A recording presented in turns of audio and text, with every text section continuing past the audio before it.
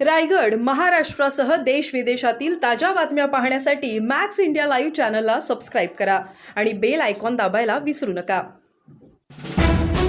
आज गुढीपाडव्याच्या भारत देशातील सगळ्या हिंदू बांधवांना खूप खूप शुभेच्छा.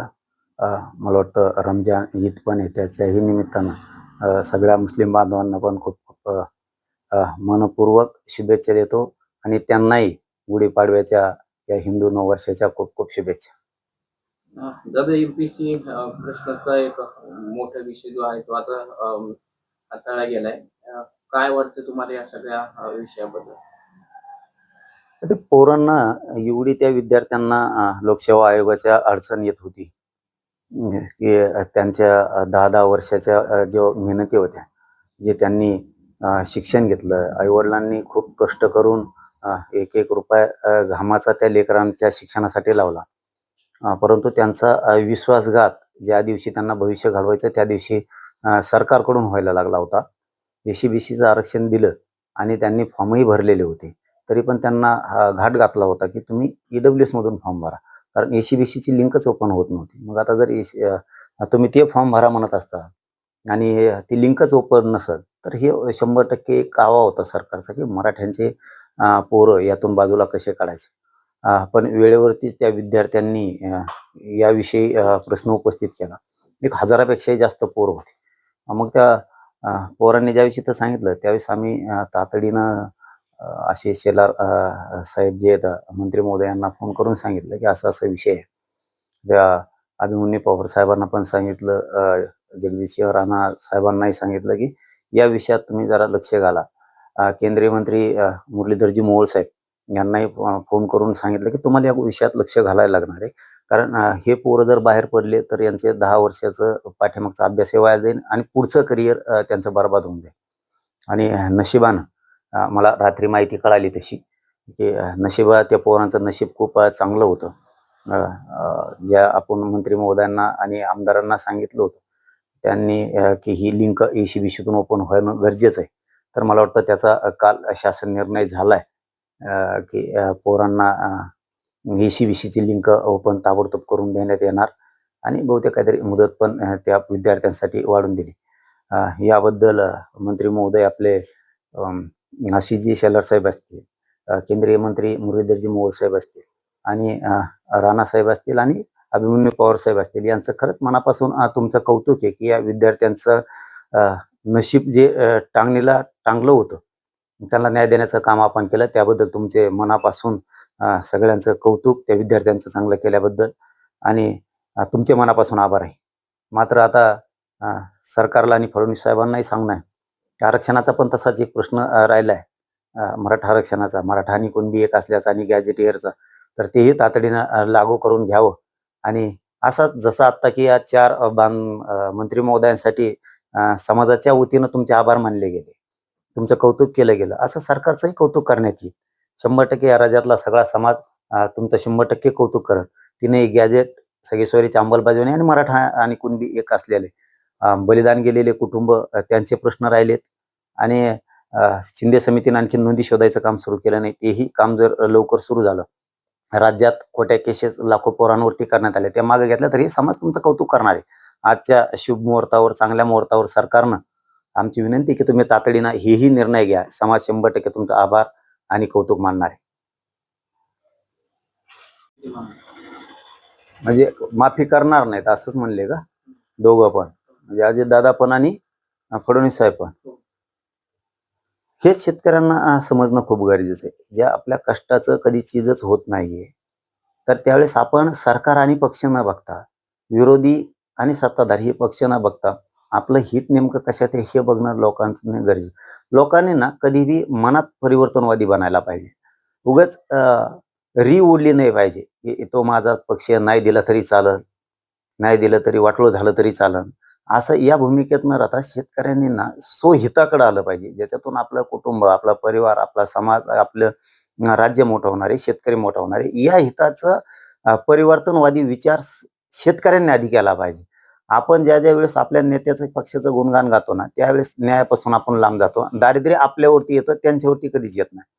सरकारवरती, नेत्यांवरती, विरोधी पक्षांवरती कधीच दारिद्र्य येत नाही. दारिद्र्य हे आपल्या शेतकऱ्यांवरती येतं आणि त्याला ओढून घ्यायला आपण जबाबदार राहतो. कारण आपण ज्या त्या वेळेस मनात परिवर्तन करून आपण ताकदीनं त्या विरोधात आवाज उठवला पाहिजे. आता जर देवेंद्र फडणवीस आणि अजित पवार म्हणत असतील की आम्ही कर्जमाफी देणार नाहीत, तर मग यांच्याकडे बघावं लागेल सगळ्या शेतकऱ्यांनी. आणि माझं तर म्हणणं आहे, शेतकऱ्यांनी यांना गावोगावी यायचंच बंद करायला पाहिजे. जोपर्यंत हे शेतकऱ्यांची माफी करत नाहीत ना, पुढच्या काळात मला वाटतं आता मला तेही आंदोलन हातात घ्यावं लागणार आहे. यांनी कर्जमाफीऐवजी आमचं म्हणणं आहे कर्जमुक्तीच करा तुम्ही शेतकऱ्यांची. काय त्यांच्या मालाला भाव देण्यासाठी आता कांद्यापासून ते सोयाबीन, ऊसापर्यंत आणि त्या द्राक्षापासून हे जे सगळे पिकं येतात याला ना मालाला भाव दिला जातो, ना नुकसान झालं तर त्यांचा ना पीक विमा शेतकऱ्यांचा दिला जातो, ना शेतकऱ्यांना अनुदान दिलं जातं, नुसते पंचनामे केले जातात. म्हणजे ही घोर फसवणूक शेतकरी उघड्या डोळ्यानं बघतो. इथून पुढच्या काळात ना शेतकऱ्यांनी सावध होणं खूप गरजेचं आहे. माणसाच्या एकजुटीत किती ताकद आहे ना, हे मराठ्यांच्या आरक्षणाच्या आणि एकजुटीने दाखवून दिलेले आहे. त्यामुळे शेतकऱ्यांनी जरी एकदा मुठ आवळली ना, विरोधी आमचा नाही आणि सत्ताधारी आमचा नाही, आम्ही शेतकरीच आम्ही आमचे आहेत. आमच्याच हक्कासाठी आम्हीच गरजवंत शेतकरी लढू. अशी जर तुम्ही एक वज्रमुठ केली तर न्याय मिळायला वेळ लागणार नाही शेतकऱ्याला. आणि जर हे आता कर्जमुक्ती करणार नसली तर पुढच्या काळात यांच्यावर बघावं लागणार आहे आणि आम्ही बघणार. मग यांना गावात यायचं शेतकऱ्यांनी बंद करावं लागणार आहे. मला ती मोहीम सुरू करावी लागणार आहे. हे सरकारनं सुद्धा याच्यात ह्या पाणी टंचाई जो विषय यायला लागलाय ना, ही गोदापट्ट्यासह राज्यातल्या सगळ्याच कानाकोपऱ्यातल्या शेतकऱ्यांचा प्रश्न आहे. जनावरांना प्यायला पाणी नाही, लोकांना शेतीलाही पाणी देता येत नाही. अनेक अडचणी त्यापासून यायला लागल्यात. जर आपल्याला पाणी दुसरीकडे न्यायचं असलं, पाणी टंचाईला टँकरच्या माध्यमातून, तर हे राज्यभरातलाच प्रश्न बनला आता की टंचाईच्या ठिकाणी सरकार शेतकऱ्यांना विठीस धरायला लागले पैसे भरायच्या नावाखाली. पैसा वसुलीच्या नावाखाली विनाकारण विठीस धरायला लागले.